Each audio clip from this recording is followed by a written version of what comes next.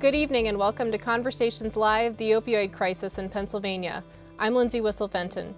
Drug overdoses in Pennsylvania started to spike in 2011. In 2016, more than 4,500 people in the Commonwealth died from drug overdoses, which amounts to 13 deaths every day. Tonight we'll explore the human impact of this epidemic by talking to guests who have been personally affected by addiction. We'll also talk about Pennsylvania's $20 million effort to address the state's opioid epidemic, and we'll take your questions. Now let's meet our guests. Jason Snyder serves as Special Assistant to the Secretary of Human Services for the state of Pennsylvania. He was previously the Communications Director for the Pennsylvania Department of Drug and Alcohol Programs. Dr. Bill Fritz is an orthopedic surgeon at WCA Hospital. He is a member of the American Society of Addiction Medicine. Brenda Goldman is the founder and director of the Ambassador Program, a referral and family support program serving men, women, and families who are in recovery for drug and alcohol addictions. Thank you all so much for being with us tonight. Thank you. We'll take your calls throughout tonight's conversation. Our toll-free number is 1-800-543-8242, and our email address is connect@wpsu.org. You may also tweet your question or comment using the hashtag WPSUConversations. If you or someone you know needs immediate assistance from an opioid-related issue, there is contact information at the bottom of your screen for the Center County Can Help Emergency Hotline, as well as the Substance Abuse and Mental Health Services Administration Hotline. And both of the resources are available 24 hours a day. So all three of you have been personally affected by the opioid crisis, and I'm wondering if you can just each give us a brief overview of how you've been impacted. And Jason, we'll start with you. Sure. I am a lifelong Pennsylvanian, born and raised in Cambria County, just west of here. The oldest of three boys, two parents who in September celebrated their 46th wedding anniversary to each other. My dad was a blue-collar, middle-income guy. My mother was a stay-at-home mother. Very active in our lives. My dad was a baseball coach, mother active in the Parent-Teacher Association. So I tell you all this to say that we were a pretty typical Western Pennsylvania family that never really thought about addiction. It wasn't on our radar screen. Of course, it was a much different time, but still, I think our thinking was that addiction didn't happen to families like ours. Until it did. As we got older, we watched as my brother Todd spiraled deeper into his addiction. I think we knew in the back of our minds that death was a possibility, but we also thought, I think, that we would pull out of this, but we didn't. I remember very clearly the morning of January 24th, 2005, I got a phone call from Todd's girlfriend at the time telling me she couldn't get Todd up. I knew right away what was at issue. I was there before the paramedics and found Todd dead. Made what for me to this day has been the most difficult phone call I've ever made, and that was to my parents. We were shocked, but when it happened again a little more than 2.5 years later, the best word I can use to describe our family is dismantled. This time it was my mother calling me in the early morning hours to tell me that my brother Josh at 25 was dead of a heroin overdose. So Todd, 28 years old, 2005, dead of a heroin overdose, left behind a 6-year-old daughter at the time. Josh, September 14, 2007, died of a heroin overdose. His son, Peyton, born November 14, 2007, exactly 2 months after Josh's death. This left me as the last man standing, so to speak, the last living child of my parents, which made it all the more difficult for me in 2011 to tell them that I was entering inpatient treatment for an addiction to prescription pain medication, namely OxyContin. Obviously, and fortunately for me, my path has been much different, and today I identify as a person in long-term recovery from the disease of addiction, which for me means I've not had a drink or drug, mood or mind-altering substance in nearly 6 years. And the difference between today and then is night and day. Yeah. That's great. Yeah. Brenda? Congratulations Thank you. on that. Yeah, congratulations. Thank you. Awesome. My story's a lot like Jason's. Raised in, rural Pennsylvania, from a middle-class family. Now I do come from a family that, there was a lot of drinking around, and I did. I was introduced to stuff early on. My brother was older than me, and so I was introduced to all kinds of stuff. We did, start out with marijuana, and then that was in the high school days, and by the time I graduated, we were into coke and crack and mushrooms and quaaludes, and you name it, we were experimenting with it. I was fortunate enough that I used to call myself a high-functioning partier, but alcohol was the downfall. If I drank, I would black out, binge drinking. So alcohol was my real crippler. But at the age of 26, I had an incident with my ex-husband where there was the legal system was involved, and we had a two-year-old little son, and that was it. So it stopped, and I was working for an attorney at the time, so it was, it was nothing to go in and, be high on cocaine and be working for the attorney. But this was my wake-up call. This slammed me hard. So I got my life together and turned it over completely, and I found faith. So faith was my thing. And then I had, we have children, 9 boys and 2 girls, and 3 of the boys are users, and one's a heroin addict, and the others are with the opiate, they like the pills, prescription drugs. And they were raised up in the church, all-star, My oldest son, he had everything. All of them were solid in sports and stuff. And kind of got confused, thinking, oh, well, it was a divorce. It was a little of the hormones, teenage stuff. And because, in the 90s, we weren't educated and we didn't have the prevention and the things that we are learning now today. So I struggle. My son, my oldest, has been in and out of jail, has been into rehab, just got married in June, relapsed 3 weeks after marriage, works in Pittsburgh with ministry and everything. But this is the stronghold. I think this is why we're all here, is to share that the stronghold of this is we have to get to a place of understanding it so that we can reach out and give the proper treatment that's needed for each individual. Thanks, Brenda. And finally, Bill, your experience? Yeah, I lost my son Daniel about 16 months ago in August of 2016 to an overdose from a research chemical that he bought online. At that time, it was actually legal. It's called U-47-700, and I'm not sure how he got into it, but he did order it. Came to his house, and we got a call. My wife and myself got a call from a friend who got a call from the police down in North Carolina where my son was, Daniel, and he had overdosed, and it was a couple days after he overdosed, actually, before they found him. And Daniel was a great kid. I mean, Daniel was. It's the same story over and over. These people that are unfortunately passing just by the thousands are always good people. They're seemingly normal, average people that don't appear to have huge problems, and then all of a sudden something happens. They get into some drugs and it's over. But Daniel was a very loving person. He was just, nobody didn't like Daniel.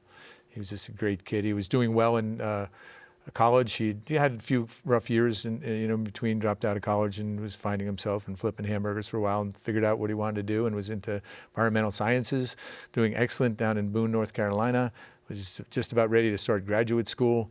I can't tell you how well he was doing. We were with him the last few months before he passed, and he just had turned over a leaf. He just never looked better. And since that time, from the day one, I wanted to know, what I could do. I said to the investigator, "What can I do?" And he said, "Call your legislators." So I've been trying to figure out, I didn't know anything about this. I talked to everybody that I'd come in contact with. Nobody had a clue that you could go online and get these drugs, and just half of them were actually legal because they're so hard to keep up with for the government. And so I put it, as a goal to try to work on education, and I first educated myself. I probably spent, the better part of the last 16 months reading and studying, coming up with, what I thought was the right message, and I'm just starting to get, I'm here. This is a very important step for me. And this week I started treating addicts in a clinic. So I'm going to start doing addiction medicine. And I got my, what's called a buprenorphine waiver, so you can, you have to be specially trained in order to do that. But I mean, I'm an orthopedic surgeon, so this is not anything I've ever done before, or, and I can't tell you how much I've learned in the past couple of days. Saw probably 40 addicts, and the stories are amazing. I mean, it's just, I wish we had time to go through all this. And yeah, there's so limited time. But one of the things I found that was really stunning about what happened to your son is the U-47-700. I'd never even heard of that. So there are these drugs that we're familiar with. You think of heroin and fentanyl and some of the other opioids. But then there are these things that you don't even know to be watching out for. And you were actually able to go online and order this drug and have it delivered. Correct, yeah. And U-47-700 is twice as strong as heroin, 7.5 times as strong as morphine. It was developed by Upjohn in 1972. They never did human trials. They never marketed the drug because the side effects were so bad. And now they're being made by clandestine labs in China and on the internet. And you can go in there, and there's a whole host of them. They're called research chemicals, besides the other things. I mean, it's controlling the flow of narcotics. Is just getting, I guess it's always been impossible, but I think it's getting, more impossible. And I think one of the things everyone's stories highlight is that there is no one face of addiction or one look that people kind of assume there is, and there tends to be still a great deal of stigma, especially around blame for families. And I know I read a blog post that you wrote, Jason, about people assigning blame to families for at least part of the opioid crisis, and I'm just wondering about your response to that when people make that assumption. Stigma is one of the biggest barriers that people with the disease of addiction deal with and face in trying to get into appropriate treatment. All anyone has to do is go on to any news site on the internet, find any of the stories about this epidemic, and if you can stomach it, read the comments that say things like, "Let them die." And so it's no wonder why people in active addiction are many times reluctant to put their hand up and say, "I need help," because of what the vocal minority in society says about them. And again, I believe that this is the vocal minority. I look at it this way. We have 20% who are adamantly opposed to anything that we want to do for people with the disease of addiction. We have 20% who are staunch supporters. The three of us among that 20%, and we have the 60% in the middle. Those are the people we have to educate and move to our side if we're to really begin to diminish the stigma that keeps people sick. I chose in large part to tell my story publicly to address stigma. The media oftentimes stereotypically describes the person with the disease of addiction. When we see a story about addiction, what do we see? We see a mugshot, we see a needle, we see a spoon, we see a mound of powder. We hear stories of felony crimes. We hear stories of people with addiction who are injecting in parking lots. And absolutely, these things happen. The disease of addiction drives people to do things that they otherwise would never do. But this is not the whole picture of the person who suffers with the disease. I suspect that when I share my personal story, before I tell it, I can't imagine that many people think they're going to hear from my mouth what they hear, that I am a person in recovery and I helped my parents bury their other 2 children. And so the way for us to best address stigma is for those in recovery to be willing to step forward and share their story. Now, that's a conundrum for many of them because of stigma itself. I am fortunate to have been given a wonderful platform by Governor Wolf to share this story in an effort to address stigma.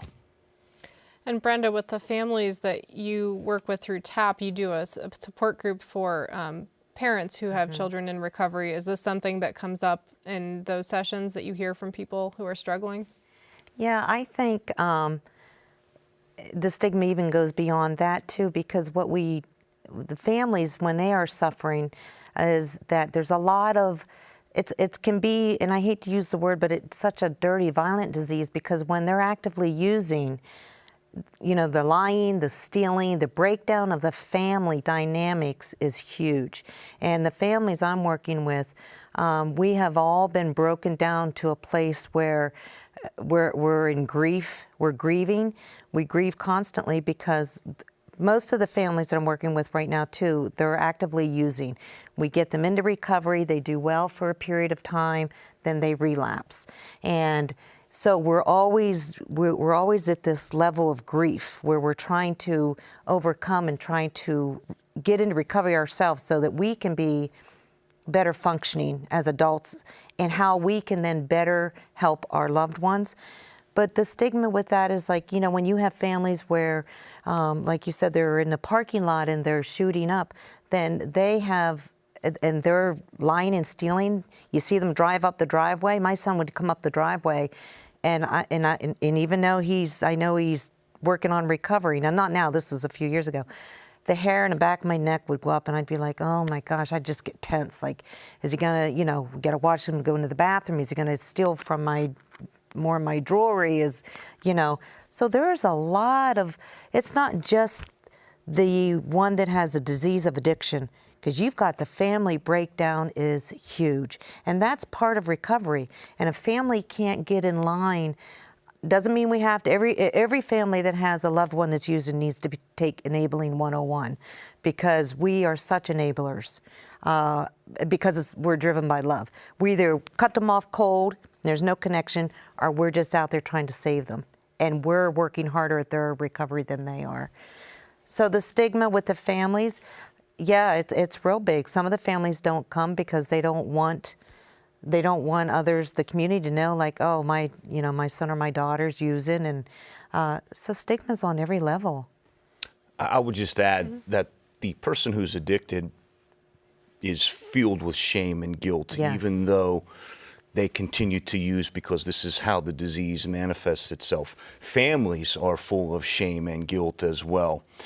My mother, to this day, believes that there are people in her community who believe that my brothers Todd and Josh got what they deserved. And unfortunately, there are people who believe that. There are people who would look at the family, as you said earlier, Lindsay, what did the family do wrong?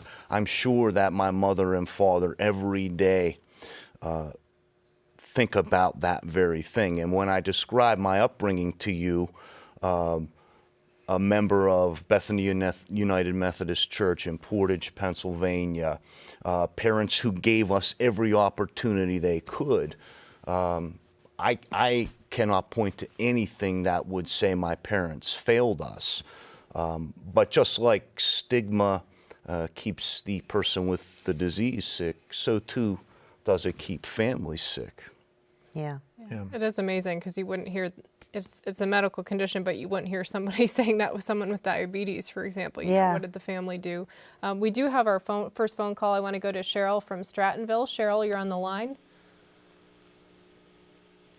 Cheryl, can you hear us?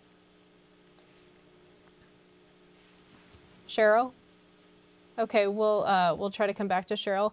We also received an email. Let's take a look at that. It is, what is the difference between opioids, opiates, and narcotics? Does someone want to take that? Basically nothing. I mean, opiates come from the poppy. Opioids can be synthetic, and narcotics is just a term that includes all of those. Correct? Yeah, Absolutely. That's my understanding. An opioid and an opiate are essentially the same thing, Dr. Fritz, and they're both Whether narcotics. synthetic or they Right. they come from the poppy. I mean, it all came from the poppy. But I'd like to take a second to my buzzword is keeping people alive is what's most important. All of us would give anything to have our loved ones here. It's the guy I'm working with today said this to one of the people we were treating. He said, a parent would take their heart and give it. If their son or their daughter needed a heart, they would give them their heart. And he said, right? And I said, yeah, that's right. That's what it's all about. And so it's keeping people alive is the most important focus that we have to keep in our minds. Not preventing addiction or curing addiction, not eliminating the source. Those are all, great goals. But we need to keep people alive. You can't treat somebody that's not with you. And so how do you do that is really a big question. And understanding the stigma, trying to eliminate the stigma that we're talking about is key. People need to be able to get into treatment and not feel, that they are stigmatized and that people are going to be looking at them. I mean, treatment, medically assisted treatment, therapy is the most important part of the treatment. Medicine that assists in that is important. But these people are socially sick, they're psychologically sick, they're medically sick, they're spiritually, hurting. Their religion is hurting. I mean, all these parts of it that it's keeping people alive and getting more treatment on the block. There's not enough treatment. There's not enough people being treated. And Jason, you talked about your parents having to bury your brothers and what that experience was like. And I want to take this opportunity while we have this platform to ask you the hard question of, how do you do that? You had to bury your son and put a face to this for people who might not have experienced it, but this might be a chance to maybe build some empathy. It's impossible. I mean, it's 16 months for me. It's every day. It's almost every minute. I mean, I was crying today. We saw treating a young man, and his father brought him in, and his brother committed suicide last week. Mm-hmm. And so my mentor walked out. And he said, "Okay, talk to him," and he just started talking, and within a couple of seconds we both had tears in our eyes. It's so hard. I wake up in the middle of the night thinking, why didn't I play more ball with Daniel? Why didn't I do this? Why didn't I do that? I saw things happening. Why didn't I do something different? And I present this to people and they say, it probably wouldn't have made any difference. It's hard to say, but if you have somebody that's in a situation, don't ignore it. Bring them to treatment, talk to them, continue to love them and understand that everybody that has an addiction problem has a story behind it. Nobody woke up in the morning and said, "Oh, I think I'll become an addict today," or "I think I'll become a heroin addict. That'll be a great lifestyle. I'll be able to steal." There's so many points that people don't understand about addicts and addiction, people with abuse disorders. Shortly after they become, and I'm sure you guys can vouch for this more than I can, it's not about getting high, it's about staying well, not getting well. Sick, mm-hmm. and right, and absolutely, that's what it is. People think, oh, they just want to get high, they just want to, people want to get numb.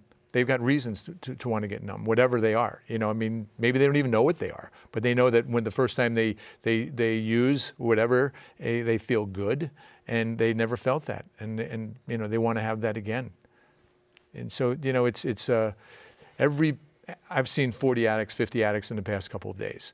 This is my debut with face-to-face time with addicts. I've read and for a year, but not one of those people did I look at and say, I don't know, you just need to buck up and do something. They all want to do something. That's why they're there.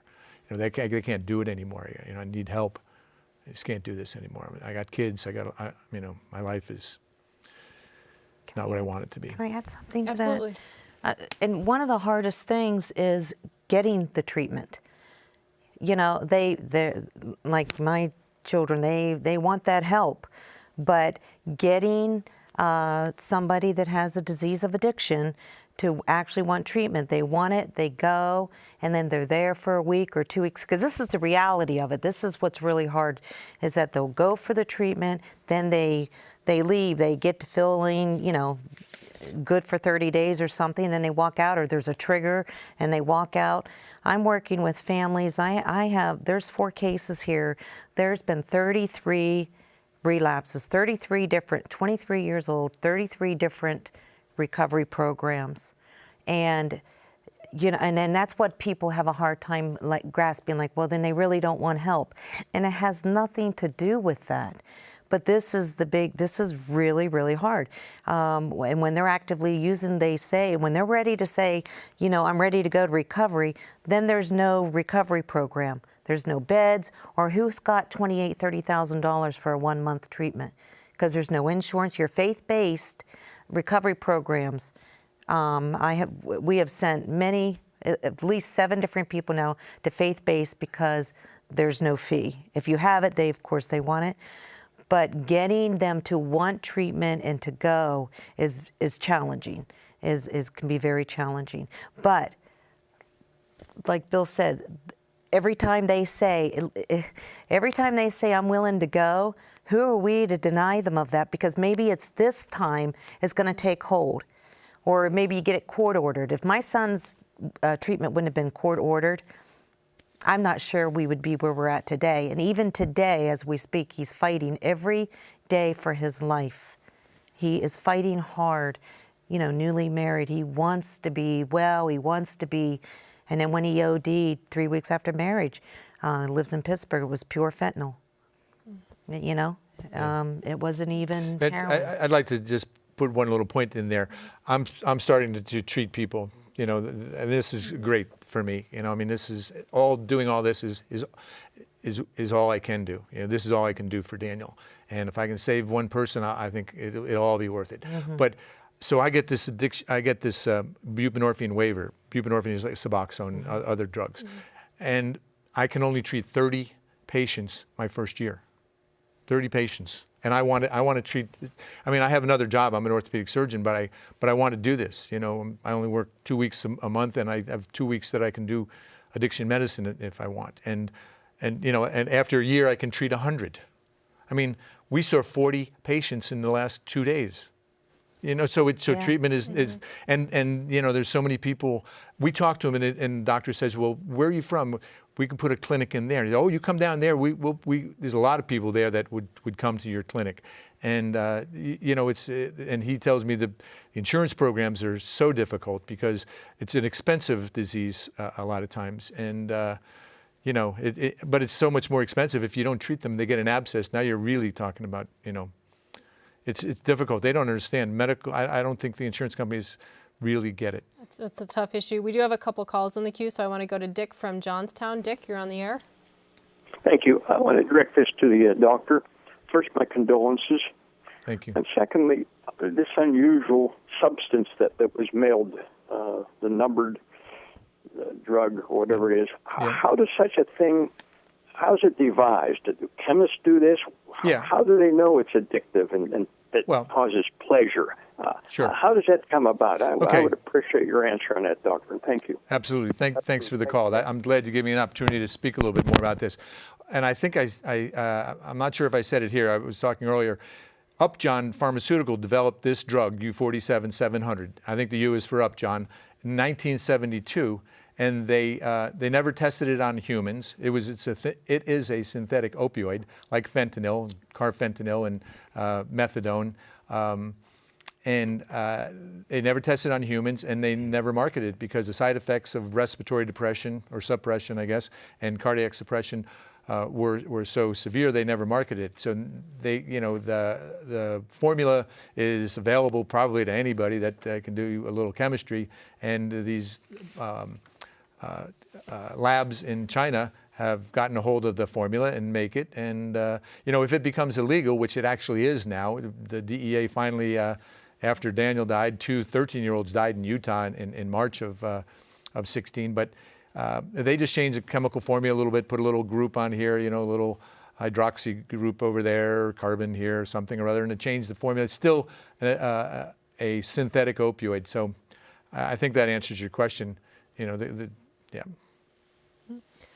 If you're just joining us, this is Conversations Live, the opioid crisis in Pennsylvania on WPSU. Our guests tonight are Jason Snyder, Special Assistant to the Pennsylvania Secretary of Human Services, Dr. Bill Fritz, an orthopedic surgeon at WCA Hospital, and Brenda Goldman, founder and director of the Ambassador Program. Our telephone number is 1-800-543-8242, and our panel is ready to take your calls. You can also email us at connect@wpsu.org. If you or someone you know needs immediate assistance from an opioid-related issue, there is contact information at the bottom of the screen for the Center County Can Help Emergency Hotline, as well as the Substance Abuse and Medical Health Services Administration Hotline. And both of those resources are available 24 hours a day. We do have another call coming in from Bobby from Hughesville. Bobby? Hello? Hello? Bobby? Hello? You're on the line. Can you hear me? We can. What's your question? I'm kind of sick and tired of these shows that you're having, and I'm really I just don't understand why you keep doing these kind of shows. When don't you know what the answer is to this whole opiate epidemic and this whole thing? First of all, let me put it this way: I've been to 7 different doctors. I had a really problem with my finger. I never got one pain pill from these MDs. So this idea that's coming from New Jersey, from the AstraZeneca or Bayer or any of these other people, that's a total lie. It's coming from one place, Mexico. The black tar, you know black tar, right? Okay. Do you know the heroin? Do you know the fentanyl? It's all coming from Mexico. Do you know that, for example, you can go to Mexico and go to a pharmacy. I think, thank you, Bobby, for your call. I think the issue here is it is a complex issue that maybe can sometimes seem simple, but there are so many different layers to this issue. So thank you, Bobby, for that call. We go down to Luke from Coudersport. Luke? Hi. Hi. Do you have a question for us or comment? Well, I wanted to just relate, in a couple of steps and then a couple of issues. For years in the 70s, 80s, drinking was my primary problem, and I went to thousands of AA meetings, still do. And when I was first prescribed Vicodin, it was new back then. I thought, well, heck, if I could get more of this stuff, I wouldn't need to drink, and I got pretty good at getting it. So flash forward, my battle cry was, well, it isn't as bad as the alcohol. That was true until it wasn't true. And in 2006, I went about 250 days clean and sober and felt like I was 100 with the flu, 100 years old, and had the flu chronically. And then I went into the local psychiatrist and was prescribed Suboxone. I'd done everything right. You can't fight a drug with a drug and all that, but I'd taken enough of the other stuff that the withdrawal really was an issue. Now, that's 11 years ago. I wonder why we don't make wider use of buprenorphine. In England, of course, that's where the drug was developed, and I believe Australia too. Buprenorphine is a go-to drug now for chronic pain, and it's good that way. One of the things that worries me about the present, I'm hearing the tort lawyer saying, oh, we got to go get these companies and so forth. Heck, I always knew this stuff was dangerous. I've had several major operations. I had a lumbar fusion. They did 5 units. I've had one hip replaced. The other will be replaced, probably not that long from now. And I do need to go to regular narcotics. So, Luke, I'm sorry. Is your question about buprenorphine and the usage and why it's not used more? I think it's a good drug. I think we should go to it more frequently, and I think we should. I think there may be a lot still wrapped up in politics and big business on this area. That we could solve a good deal of the problem rather than just cutting people off. Okay, does anybody have a thought? Thank you for calling in, Luke. Do we have any thoughts on that? Using buprenorphine to treat addiction is absolutely the direction that we need to go. I think Luke might have been talking about using it to treat chronic pain, but I'll talk about expanding access to buprenorphine to treat addiction. As Dr. Fritz said, prescribing buprenorphine to treat addiction requires a waiver from the DEA, and so these are federal regulations that control the dispensing of buprenorphine because it is a narcotic and because it is abused and because it is diverted. Nonetheless, good providers of buprenorphine, high-quality providers, are doing the things that are necessary to limit diversion of the drug. Regular urine drug screens to make sure that the patient is in fact taking the drug. Pill counts, although now I know that we are using film strips to administer buprenorphine. Coupling the prescribing of the medication with behavioral therapy. These are the hallmarks of quality prescribing of buprenorphine. The governor and the administration recognize that there are not enough waivered prescribers of buprenorphine in the state, especially when we look at rural Pennsylvania. Absolutely not enough access to medication-assisted treatment in rural Pennsylvania. Several initiatives underway within the administration under the governor's leadership to expand access to buprenorphine in rural Pennsylvania. The initiative that I oversee, which we've called the Centers of Excellence, one of the primary goals of this initiative is to expand not only access to buprenorphine, but also methadone and naltrexone. Naltrexone, more popularly probably known as Vivitrol, in the injectable form.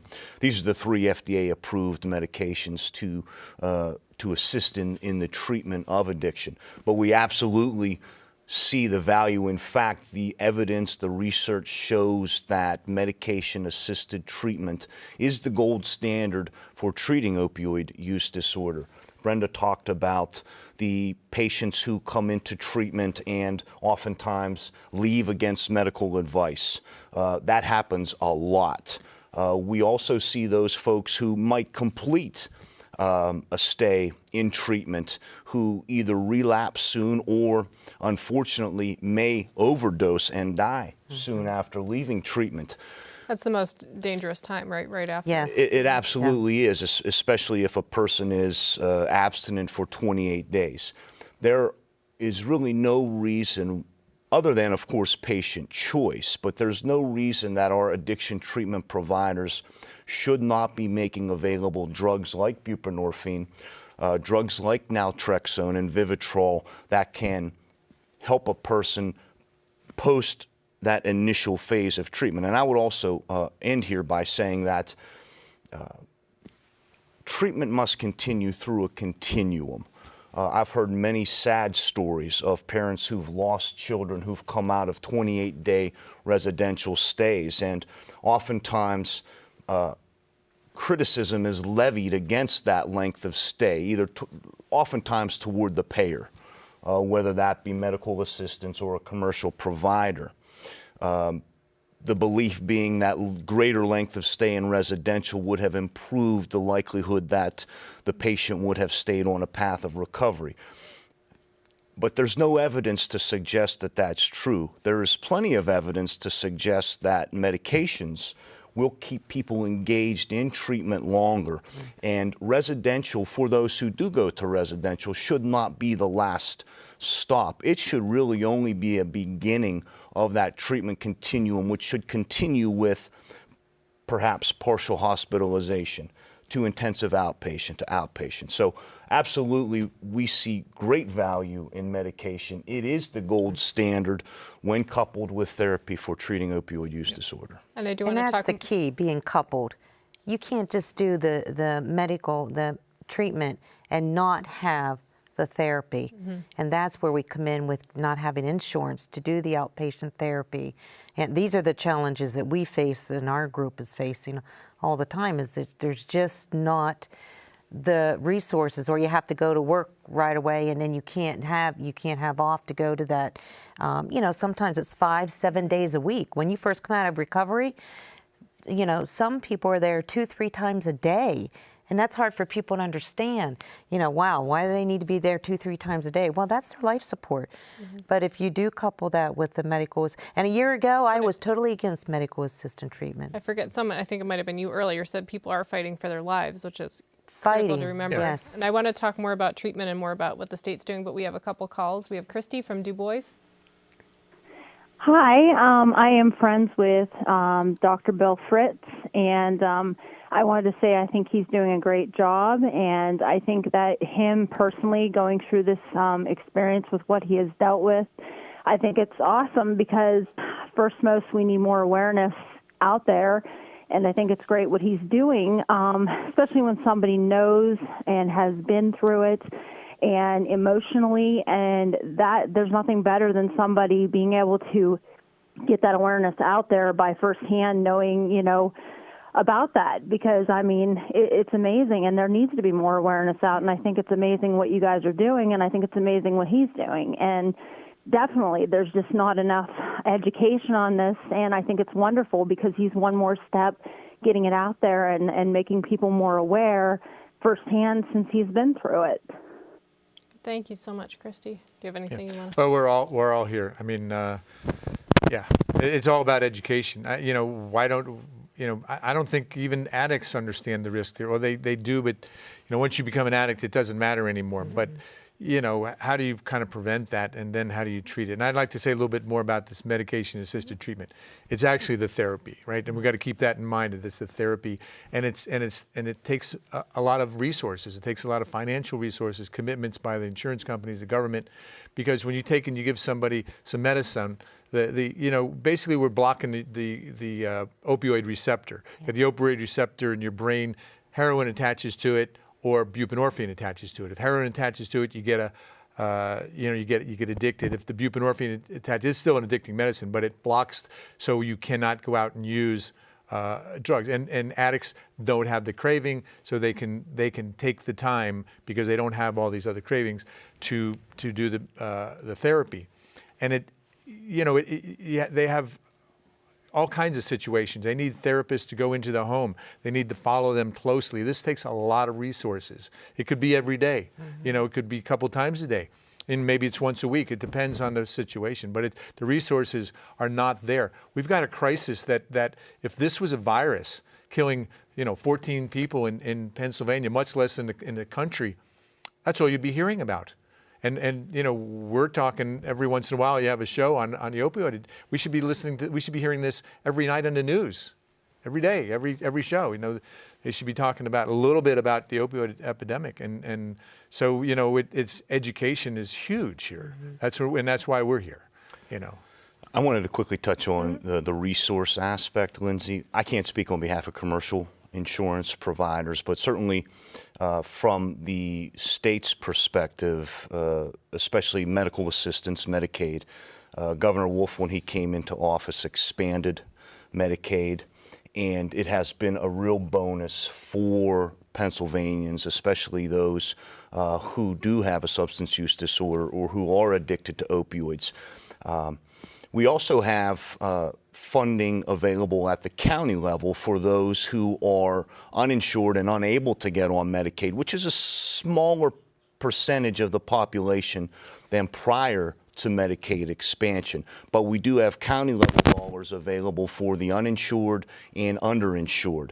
And so for those out there listening who might say, I can't afford treatment, you should really talk to your county assistance office is probably the first place I would send people to find out whether they do qualify for Medicaid, because Medicaid's benefits when it comes to covering treatment for opioid addiction, including medication, is very generous.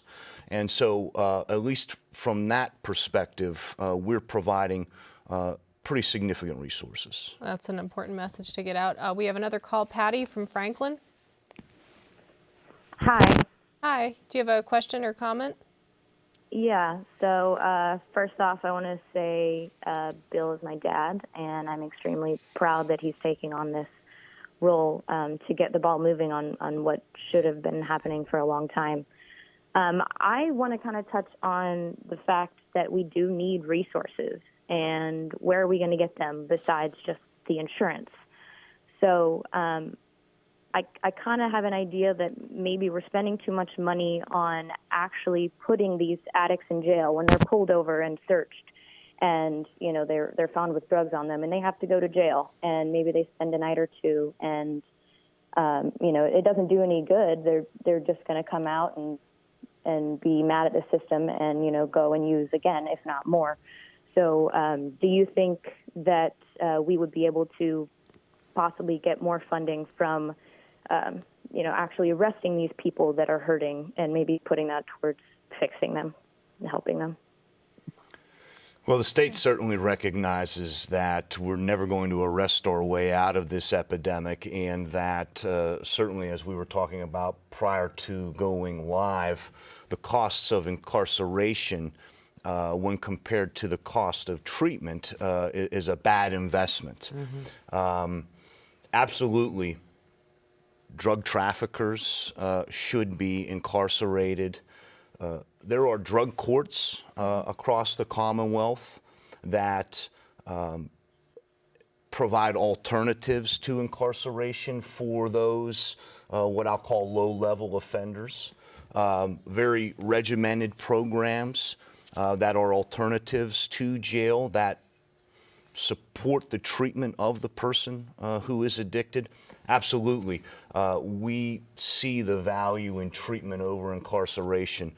Secretary of the Department of Corrections, John Wetzel, is a very innovative and forward thinker when it comes to not only treatment behind the walls, but programs that can keep people from behind the walls. And so you make a perfect point, and nothing in government moves fast enough, I think, for any of us. But certainly we recognize that, and we're trying to move as much as we can in that direction. And you did talk about the Centers for Excellence and some of the funding and other resources that are available. Are there any other statewide initiatives or resources that people should be made aware of? One thing I Definitely want folks to be aware of is about a year ago, the State Department of Drug and Alcohol Programs created a toll-free hotline number. And I know there are a lot of those out there, but this one is operated by professionals who are trained to help to make effective referrals to treatments. These aren't just operators who provide a telephone number for a treatment facility in the caller's area, but trained professionals who can help to make effective warm handoffs to treatments. That number is 1-800-662-HELP, H-E-L-P, 1-800-662-HELP.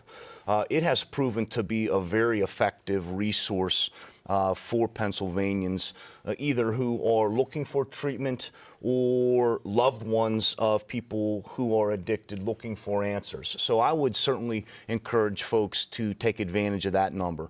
There are many initiatives underway within the Commonwealth to keep people alive and get them into treatment. Naloxone has been a huge priority of this administration. Yes.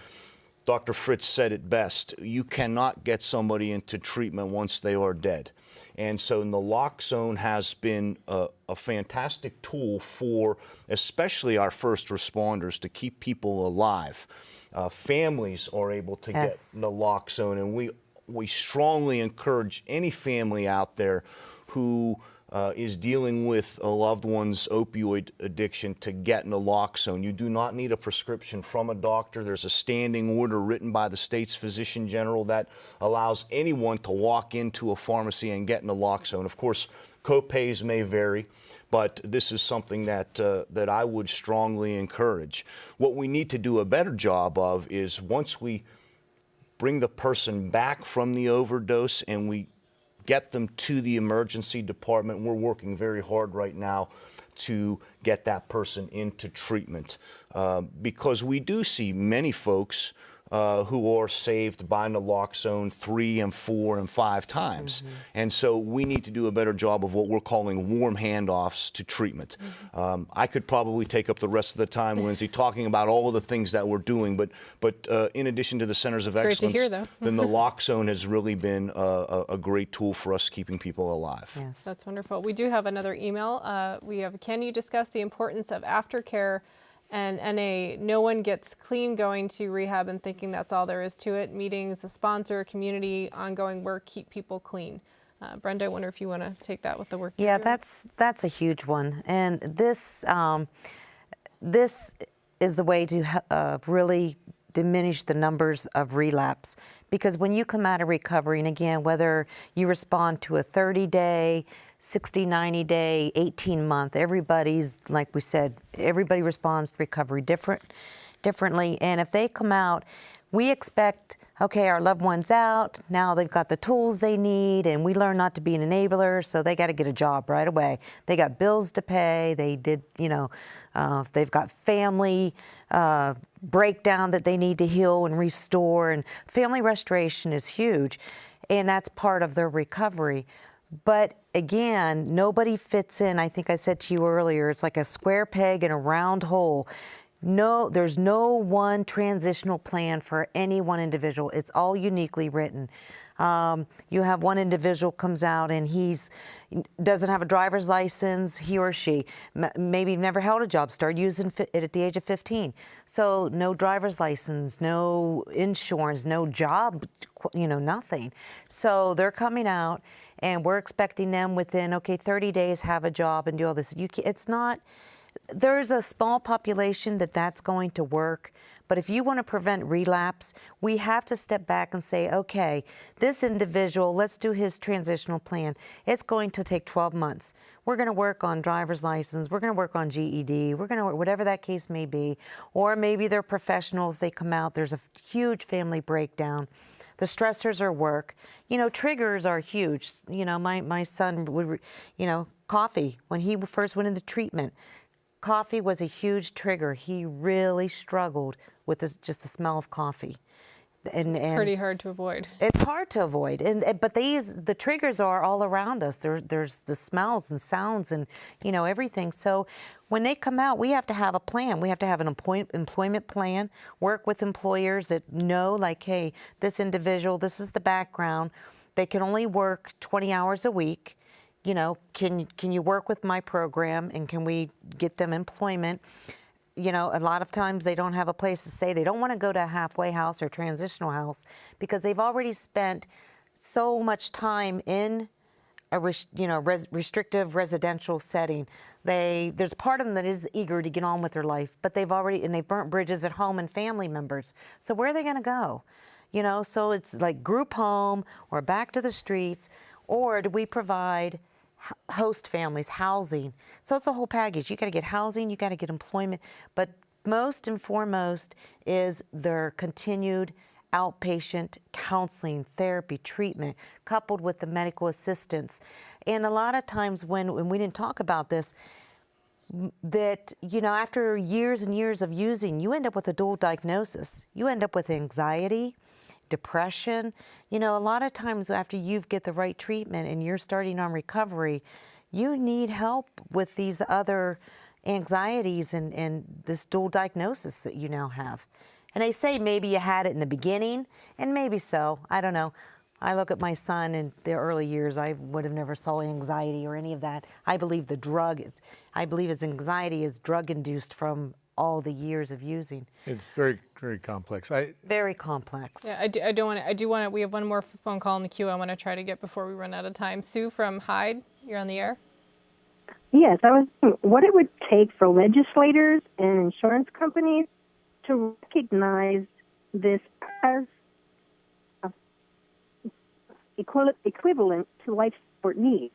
If people with these difficulties were in the hospital and they had something else, they would be on life support, right?